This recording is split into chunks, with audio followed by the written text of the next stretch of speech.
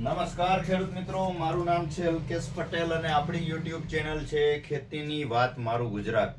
આપણી દુકાનનું નામ છે Hindustan agro seeds Kalavad, proper Kalavad, તાલુકો કાલાવડ, જિલ્લો જામનગર. મિત્રો તો મિત્રો આજરોજ તારીખ થઈ છે 16/12/2024. શિયાળાનો માહોલ ખૂબ સરસ ચાલી રહ્યો છે. ઠંડીનો જે રાઉન્ડ છે એ શિયાળુ પાકની અંદર ક્યાંય ને ક્યાંય ખૂબ લાભદાયી થતો હોય, જેથી કરીને શિયાળુ પાકના અત્યારે જે ઉગાવાથી લઈ અને એના ગ્રોથ ખૂબ જ સરસ જોવા મળી રહ્યા છે. જેવા કે ચણાના પાકમાં, લસણના પાકમાં, ડુંગળીના પાકમાં, ધાણાના પાકમાં છે, જીરાના પાકમાં છે. આપણે ગઈકાલે જ એક ફિલ્ડ વિઝિટ કરીને જીરાના પાકનો વિડીયો બનાવ્યો છે. ખૂબ સારા રિઝલ્ટ છે, પરિણામ છે. વાતાવરણ સારું છે, સૂકું વાતાવરણ છે, જેના કારણે એનો ગ્રોથ ખૂબ સારો જોવા મળી રહ્યો છે.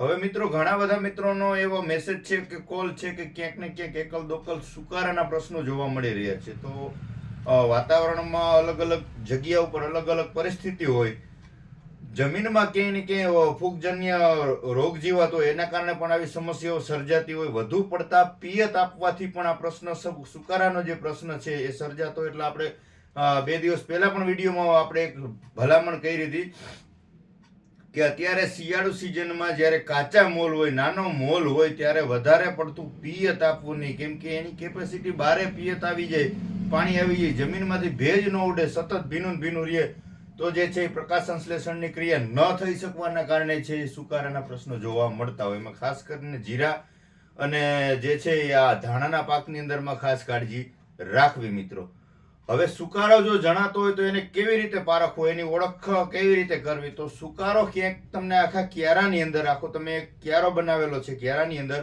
છૂટા છૂટા અલગ અલગ જગ્યાએ છોડ સુકાતા હોય તો એ સુકારો આમ ગણી શકાય નહીં. સુકારાના તમે એના ચિહ્નો કેવા હોય તો કે આખું એક કુંડાળું પડે, 1 ફૂટ બાય ફૂટ છે કે આખો રાઉન્ડ પડે, અથવા 2 ફૂટ બાય 2 ફૂટ આખો એક કુંડાળા પડે. આ એક સુકારાની મેન સમસ્યા હોઈ શકે.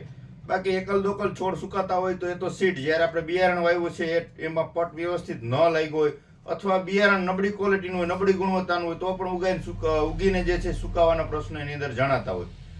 પણ જેને કુંડાળા પડી જાય છે, બેસી જાય છે, અને જેને જાંબુડીઓ થઈ જાય છે, જાંબુડિયા કલરનું જે આપણે એમ કહીએ કે જીરું થઈ જાય છે, ધાણા થઈ જાય છે, ચણા થઈ જાય છે, આ પ્રકારની સ્થિતિ સર્જાતી હોય તો ઠંડીનું એમાં એક ભાગ હોય છે. બીજું કે વધારે પડતું પિયત આપવાનો એક ભાગ હોય છે. ત્રીજું તો કે એની અંદર ડીએપી, ફોસ્ફરસ ઘટતું હોય, આનો પણ એક મુદ્દો હોય છે. અને ચોથું જે છે ઝીંકની ઉણપ હોય તો પણ આ પ્રશ્ન સર્જાતો હોય છે. મિત્રો તો આપણે અત્યારે તો વાત કરી દઈએ કે ધાણા અને જીરાના પાકમાં પરિસ્થિતિ જણાતી હોય તો શું કરવું.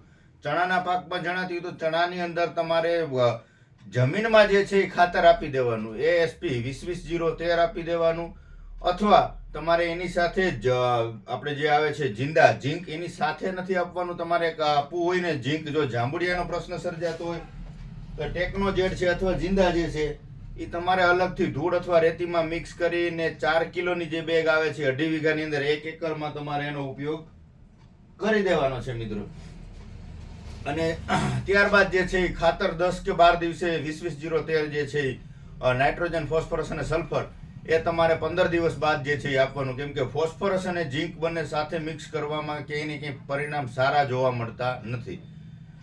તો હવે વાત કરી દઈએ આપણે જીરાના પાકમાં અને ધાણાના પાકમાં જાંબુડિયાની અસર જણાતી હોય તો શું કરવું. એના માટે આપણે થોડીક ચર્ચા કરશું. સુકારાના પ્રશ્નો જણાતા હોય તો શું કરવું. તો સર્વપ્રથમ તમને હું વાત કરી દઉં કે જેને કોઈ પરિસ્થિતિ નથી, કાંઈ તકલીફ નથી, કાંઈ સુકારો નથી, કોઈ જાંબુડિયું નથી, કાંઈ પ્રશ્ન નથી, અને નોર્મલ હળવો છંટકાવ કરવો છે તો એને શું કરવું. સર્વપ્રથમ આપણે ત્યાંથી શરૂઆત કરીએ. તો કાંઈ રોગ નથી, નોર્મલ અત્યારે થ્રિપ્સના એટેક તો જણાય છે. કેમ કે લસણ અને ડુંગળીમાં થ્રિપ્સનો એટેક થોડોક વધવા દિવસે ને દિવસે વધતો જણાય છે. તો જીરાના પાકમાં તમે છંટકાવ કરો છો તો તમારે વાપરી દેવાનું છે પેલું થ્રિપ્સ અને નોર્મલ ઈયળ માટે પ્રોફેનો સાયપર, કોઈ પણ કંપનીનું, સુમિટોમોનું છે, નીચેનું જાપાનનું છે, સિજન્ટાનું છે કે નાગાર્જુનનું છે, કોઈ પણ સારી કંપનીનું પ્રોફેનો સાયપર તમારે પંપે 40 ml લઈ લેવાનું છે. સાથે તમારે આપી દેવાનું છે સિગ્મા કંપનીનું ઢાલ વસ્તુ વાપરવાથી શું થશે કે છોડની અંદરમાં કડવાશ આવી જશે. અને બીજું કે છંટકાવ કરશો એટલે આ બીજું જે દવા જે છે છંટકાવ જમીન ઉપર પડશે એટલે જમીનજન્ય નોર્મલ જે રોગ જીવાતો હશે એને પણ કંટ્રોલ કરશે. અને 15 થી 20 દિવસ સુધી છોડમાં કડવાશ રહેવાના કારણે રોગ પ્રતિકારક શક્તિ વધશે. અને બીજા જે છે રસ ચૂસક જીવાતો છોડમાંથી રસ ચૂસવાનું પસંદ કરશે નહીં. તો 40 ml તમે ઢાલ સાથે ઉપયોગ કરી શકો છો. આ વાત થઈ રોગ જીવાતની. હવે કાંઈ પ્રશ્ન નથી અને નોર્મલ છંટકાવ કરવો છે તો તમે UPL નું સાપ પાવડર પંપે 40 ગ્રામ આનો છંટકાવ કરી શકો છો. આ ધાણા અને જીરું બંને પાકની તમને હું ભલામણ કરું છું. બીજું કે જીરાના પાકમાં તમે M45 ખાલી મેન્કોજેબ જે આવે છે 75% આનો પણ તમે જે છંટકાવ કરી શકો છો. આ પણ સિજન્ટાનો આવે છે સાપ પાવડર, બે એક જ વસ્તુ છે બરાબર. આનો પણ તમે જે ઉપયોગ કરી શકો છો. હવે જેને જાંબુડિયાનો પ્રશ્ન જણાઈ રહ્યો છે, ફૂગનાશક તરીકે જાંબુડિયાનો પણ એમાં ક્યાંય ને ક્યાંય કંટ્રોલ થતો હોય છે, તો એની અંદર તમારે શું વાપરવું? હવે જીરાની અંદર અથવા ધાણાની અંદર જે જણાતું હોય પ્રશ્ન, તો પંપે 30 થી 35 ગ્રામ તમારે બાયરનું એન્ટ્રાકોલ વાપરી દેવાનું. શું કામ એને? કે આ ફંગીસાઇડ તો આવે જ છે પણ ઝીંક બેઝ ઉપર આવે છે. આની અંદર ઝીંકના અમુક ટકાવારીનો ભાગ જે છે આવતો હોવાથી તમારે જાંબુડિયાનો પ્રશ્ન સર્જાતો હોય તો એની અંદર આના રિઝલ્ટ તમને સારા જોવા મળશે. 30 ગ્રામ સુધીનો આનો અત્યારે શરૂઆતનો ડોઝ છે. મેક્સિમમ પાક મોટો થઈ જાય પછી 40 ગ્રામ સુધી વાપરી શકો, પણ અત્યારે 30 ગ્રામથી આનો ઉપયોગ કરવો મિત્રો. ત્યારબાદ આપણે અગાઉ પણ માહિતી આપી છે, ધાનુકાનું જેનેટ આવે છે.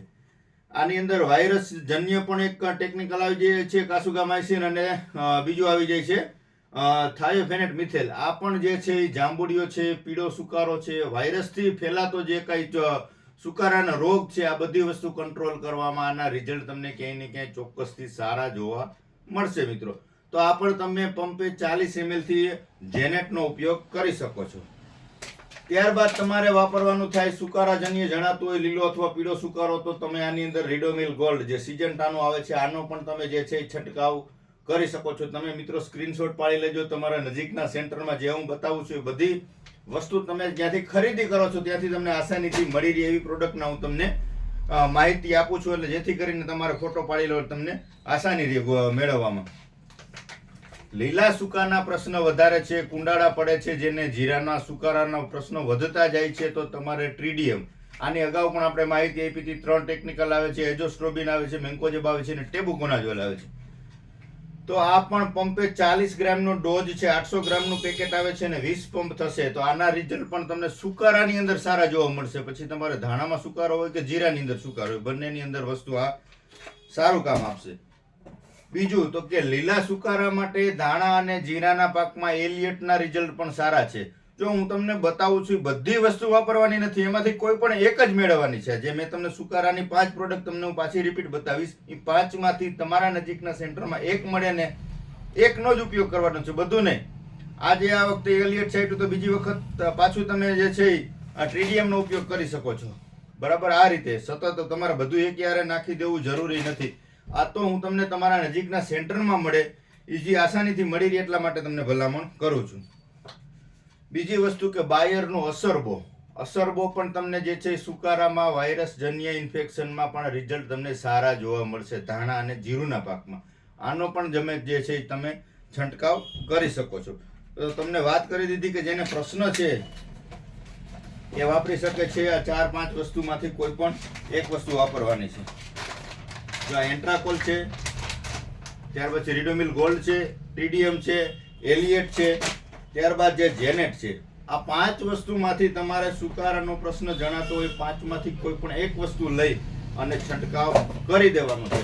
5મે કે 6ઠે દિવસે પાછો બીજો છંટકાવ કરી દેવાનો છે. એમાંથી પછી આમાંથી 5માંથી બીજું એક કોઈ કન્ટેન્ટ પસંદ કરી અને છંટકાવ કરી દેશો એટલે 10 દિવસના ગાળામાં 2 છંટકાવ થઈ જશે. એટલે તમારું જે છે એ સુકારાના પ્રશ્ન કે નોર્મલ પીડાશ પડતી હોય કે જાંબુડી હોય, આ પ્રશ્નમાંથી તમે આનું નિરાકરણ ચોક્કસથી લાવી શકશો. હવે આ દવા કોઈ પણ વાપરો તો એની સાથે તમારે સ્ટીકર અવશ્ય વાપરવું, જેથી કરીને તમે આપણે જે આ મોંઘી પ્રોડક્ટનો દવાનો છંટકાવ કરીએ છીએ તો આનું જે છે એ તમને પરિણામ ક્યાંય ને ક્યાંય ચોક્કસથી સારું મળે. કેમ કે હજી છોડની અવસ્થા નાની હોય, આપણે છંટકાવ કરે જતા હોય તો 80% દવા તો જમીનની અંદર પડી રહી, 20% દવા જે છે એ છોડમાં લાગતી હોય. નાની અવસ્થા હોય ત્યારની તમને વાત કરું તો 20%માંથી છોડની અંદર માત્ર એક નોર્મલ જૈન આપણે એમ કે એક નોર્મલ બિંદુ પડે તો પણ જે છે છોડમાં આખામાં પ્રસરી જાય. સ્ટીકરનું કામ એ હોય છે. તો કોઈ પણ સારી કંપનીનો તમારે જે છે સ્ટીકરનો ઉપયોગ સાથે પંપે 5 ml થી અવશ્ય કરવો. જેને ગ્રોથ કરાવવો છે, વલ કરાવવું છે, હાઇટ કરાવવું છે, તો તમે સિગ્માનું જે આવે છે ઢાલ, આ વસ્તુનો પણ ઉપયોગ તમે જે છે ધાણા અથવા જીરુની અંદર કરી શકો છો. આના જાદુગર ઢાલ તો આપણે જે છે એ કડવી દવા છે, તો ગ્રોથ કરાવવા માટે જાદુગર સિગ્માનું જે આવે છે આનો પણ પંપે 40 ml નો ડોઝ છે, આનો પણ તમે ઉપયોગ કરી શકો છો. સહારા ઇન્ટરનેશનલ કેમિકલનું આવે છે સારિકા. આની અંદર લગભગ બધા ટેકનિકલ આવી જાય છે, લેખિતમાં આવે છે. 15 જે છે એ કન્ટેન આવે છે અને આના રિઝલ્ટ તમને ચોક્કસથી સારા જોવા મળે છે. મિક્સ માઇક્રોન્યુટ્રન થી લગાડી અને ગ્રોથ માટે જે છે એનપીકે ના જે ટેકનિકલો છે, કન્ટેનો છે, બધું આની અંદર આવી જતું હોવાથી આના રિઝલ્ટ તમને સારિકાના પણ તમને ચોક્કસથી સારા જોવા મળશે મિત્રો. બીજું તમને વાત કરો તો કે એરિસ કંપનીનો આવે છે મરીનો. આ વસ્તુનો પણ તમે ચોક્કસથી ઉપયોગ કરી શકો છો મિત્રો. તો ગ્રોથ માટે તમે કોઈ પણ સારી કંપનીનું છે, ભાઈ આપણે આનું આવે છે સિજન્ટાનું આવે છે, ક્વાન્ટિસ આવે છે, કે ઘણી બધી કંપનીના ગ્રોથ માટે તો મોલિક્યુલ આવે છે. તો કોઈ પણ એક વસ્તુ તમારે ગ્રોથમાં અટાણે યુવા અવસ્થા હોય તો તમારે ચોક્કસથી એનો ઉપયોગ કરી દેવો. તો બસ અત્યારે આટલી જ માહિતી હતી કે અત્યારે જે સમસ્યા છે એના વિશે આપણે માહિતી આપી છે. નેક્સ્ટ બીજા વિડીયોમાં આપણે જે કાંઈ જરૂરત હશે, આપણા અત્યારે જે પાકના વાવેતર છે અને એમાં જે કાંઈ સમસ્યા હશે તો એના વિશે આપણે ચોક્કસ વિડીયોમાં માહિતી આપશું. ત્યાં સુધી રજા આપશો મિત્રો. જય જવાન જય કિસાન.